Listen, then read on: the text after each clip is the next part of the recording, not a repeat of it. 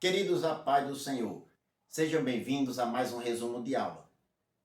Hoje nós iremos comentar a lição 3, que tem como título A Sutileza da Imoralidade Sexual. Se você ainda não é inscrito, se inscreva, curta, compartilhe, ajude o nosso canal. Não esqueça também de deixar o seu comentário. Isso vai fazer com que o nosso canal ganhe relevância no YouTube.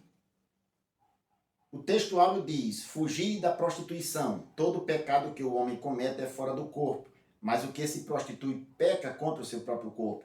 Está na primeira carta de Paulo aos Coríntios, capítulo 6, versículo 18. A verdade prática, as escrituras condenam toda forma de prática sexual fora do casamento constituído por Deus. A leitura bíblica em classe encontra-se na primeira carta de Paulo aos Coríntios, capítulo 6, versículos 15 ao 20, e na carta aos Romanos, capítulo 1, versículos do 26 ao 28, que nós não iremos ler. A palavra-chave é imoralidade. Hoje nós iremos ver uma temática bem delicada para o modelo de política de privacidade do YouTube, em virtude de algumas palavras que aqui tem, que nós iremos subtrair, bem como nós iremos também fazer menção do comentário literal aqui do comentarista da revista. Os pontos da lição que nós iremos tratar, nós vamos falar da revolução sexual, de práticas sexuais que são ilícitas conforme a Bíblia Sagrada, vista como pecaminosa, são elas a pré-conjugal, a homo e a extraconjugal, e vamos falar também do relacionamento sexual sadio conforme o modelo da Bíblia Sagrada. Nós iremos para o nosso esquema resumo, lembrando que ele sempre fica disponível no final do vídeo, seja para fazer uma revisão da lição ou mesmo para ser utilizado na escola dominical com as devidas adaptações, se você assim o desejar. O primeiro ponto da lição, a revolução sexual. O número 1, um novo paradigma para a sexualidade. O termo paradigma tem o significado de modelo. A sociedade ocidental é constituída de basicamente 3 pilares ou 3 paradigmas: a filosofia grega, o direito romano e a moral judaico-cristã. O paradigma judaico-cristão para a sexualidade, vista como um modelo a ser seguido, foi orientado de acordo com a Bíblia Sagrada ou implicitamente por ela. Nele, a sexualidade ou o ato sexual era visto como um modelo sagrado ou algo sagrado dentro das Escrituras. As relações sexuais dentro do casamento monogâmico, heterossexual e indissolúvel é algo instituído por Deus. Em Gênesis capítulo 1, versículo 27, diz a Bíblia Sagrada: e criou Deus o homem, à sua imagem, a imagem de Deus o criou, macho e fêmea os criou. Observe, os sexos biológicos do ser humano, segundo o modelo da Bíblia Sagrada, é macho e fêmea, o sexo biológico. As relações sexuais, elas têm que ser dentro do casamento monogâmico e heterossexual. Isso é o modelo conservador, segundo orienta as Escrituras Sagradas. O número 2, a quebra de um tabu. A expressão ou palavra tabu significa algo proibido culturalmente. Na década de 60, 1960, movimentos de contestação da moral judaico-cristã começou a eclodir para contestar esse modelo ou esse paradigma judaico-cristão da sexualidade. E aqui eu quero fazer um apontamento que dentro da filosofia marxista, nós fizemos um comentário a esse respeito, que nós iremos deixar aqui a indicação. Um dos objetivos do marxismo cultural é abolir a moral, juntamente com a religião.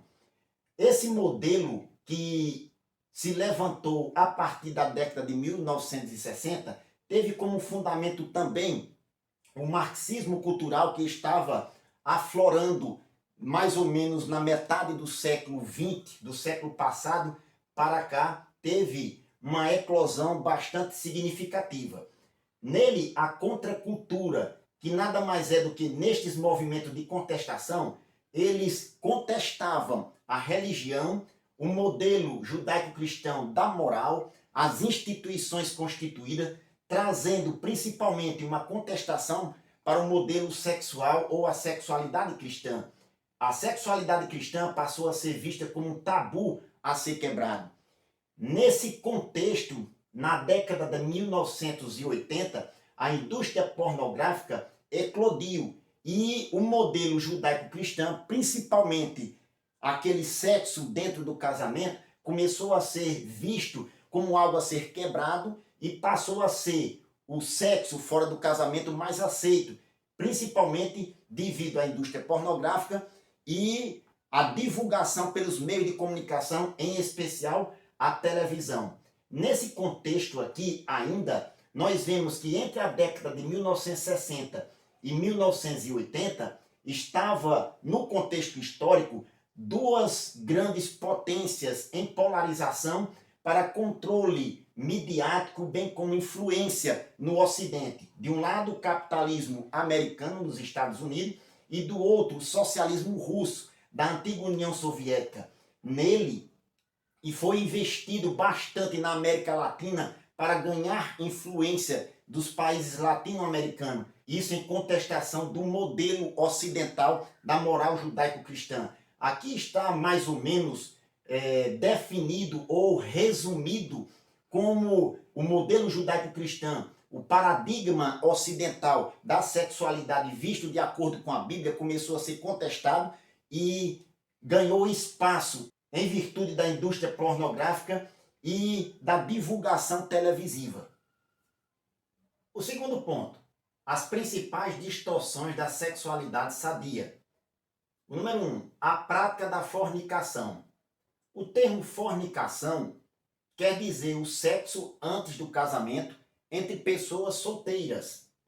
Na primeira carta de Paulo aos Coríntios, capítulo 6, versículo 18, que está inclusive na leitura bíblica em classe, diz: fugir da prostituição. Todo pecado que o homem comete é fora do corpo, mas o que se prostitui peca contra o seu próprio corpo. Observe, prostituição aqui, nesse texto, pode ser traduzido também como imoralidade. Vem da palavra grega porneia, que significa o ato sexual pecaminoso, ou seja, a imoralidade sexual. Em 1 Tessalonicenses, capítulo 4, versículo 3, diz Paulo na carta aos Tessalonicenses: porque esta é a vontade de Deus, a vossa santificação, que vos abstenhais da prostituição, que cada um saiba possuir o seu vaso em santificação e honra, não na paixão de concupiscência como os gentios que não conhecem a Deus. Observe, abstenhais da prostituição. No verso 4 ele diz, cada um saiba possuir o seu vaso em santificação e honra. Vaso aí também pode ser traduzido, compreendido por cônjuge, ou seja, nem todo sexo dentro do casamento é lícito segundo a Bíblia Sagrada. Porneia também pode ser um ato sexual pecaminoso dentro do casamento, se não estiver de acordo com os parâmetros da Bíblia Sagrada. O número 2. Adultério não é crime, mas é pecado. O adultério, segundo a legislação brasileira, já foi visto como crime, hoje não é mais. Mas na Bíblia não deixou de ser pecado. Uma das coisas que eu acho extraordinário na Bíblia Sagrada é que Deus ele não esconde nem omite pecado de ninguém. Davi era um homem segundo o coração de Deus e é o rei mais amado de Israel, segundo a história. E Deus, ele mostra que Davi, ele cometeu o pecado de adultério, bem como de homicídio. Está em 2 Samuel, capítulo 11, versículo 5. E mostra também a repreensão que foi dada por Deus através do profeta Natã. Lá no capítulo 12, versículos 9 e 10, está a repreensão de Deus a Davi. Mas Davi, no Salmo 51, versículo 10, depois desses pecados que ele cometeu, Davi ele reconhece o seu pecado e escreve este salmo. Ele diz: cria em mim, ó Deus, um coração puro e renova em mim um espírito reto. Não me lances fora de tua presença e não retires de mim o teu Espírito Santo. Torna a dar-me a alegria da tua salvação e sustém-me com um espírito voluntário. Então ensinarei os transgressores os seus caminhos e os pecadores a ti se converterão. Observe, Deus mostra que Davi pecou, repreende-o e Davi reconhece o seu erro. Davi cometeu um adultério. Deus repreendeu Davi e ele reconheceu o seu erro e pediu a Deus para não retirar o Espírito Santo dele. O que Deus ou melhor, o que Davi tinha de mais precioso em sua vida era a presença de Deus. O adultério, portanto, é condenado também por Jesus. Lá em Mateus capítulo 5, versículo 31 e 32, disse Jesus, também está dito, qualquer que repudiar sua mulher, que lhe dê carta de desquite. Eu, porém, vos digo, qualquer que repudiar sua mulher, a não ser por causa de prostituição, faz que ela cometa adultério. E qualquer que casar com a repudiada, comete adultério. Observe, Jesus ele condena o adultério. O adultério, segundo a Bíblia, é pecado. O número 3, homossexualidade. Uma contradição da ordem natural. Observe, nós como crentes em Jesus, devemos observar que Deus ele ama a toda a humanidade, mas essa prática, segundo a compreensão cristã, contraria as escrituras sagradas. Abro aspas aqui para o comentarista. Os cristãos que têm a Bíblia, ou melhor, que têm na Bíblia sua única regra de fé, compreende a homossexualidade como um comportamento adquirido e não como um determinismo biológico. Nós já citamos anteriormente o sexo criado por Deus em Gênesis capítulo 1, versículo 27. Jesus vai repetir novamente esse texto, ou melhor, essa parte das Escrituras, em Mateus capítulo 19, versículo 4 e 5. Jesus disse aos religiosos de sua época, não tendes lido que no princípio o Criador os fez macho e fêmea? Portanto, deixará o homem pai e mãe e se unirá à sua mulher e serão ambos uma só carne. Portanto, não são mais dois, mas uma só carne. O que Deus ajuntou não separe o homem. Observe, o Criador os fez macho e fêmea. Abro aspas mais uma vez aqui para o comentarista. Assim, os cristãos conservadores que amam a palavra de Deus e o corpo de Cristo entendem que a reprovação da prática homossexual se dá por conta de esta ser contrária à ordem natural da criação, conforme registra a Bíblia Sagrada, e não um fruto de preconceito. Louvado seja Deus. O terceiro ponto, o padrão bíblico para a sexualidade sadia. O número 1, o sexo atende uma necessidade da criação. Dentre as necessidades ou dos objetivos para os quais Deus criou o sexo, um deles é a procriação. Atende essa necessidade.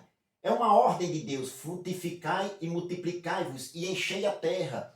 Gênesis capítulo 1, versículo 28.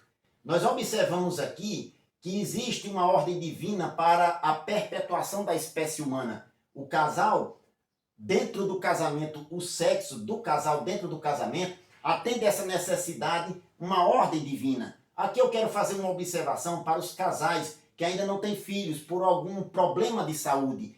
Visto por Deus nas Escrituras, isso não é pecado. Pecado é não querer cumprir a ordem de Deus.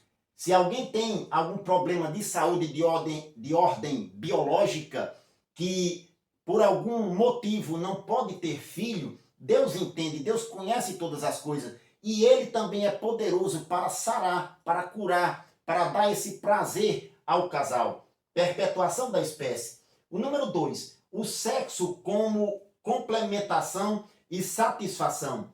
Outras finalidades que Deus ele criou o sexo dentro do casamento foi também para guardar o casal contra a impureza sexual. Nós fizemos o comentário anteriormente. O casamento ele tem que ser monogâmico, heterossexual e indissolúvel. Isso traz para o casal uma complementação. Dois de sexos diferentes, eles se complementam.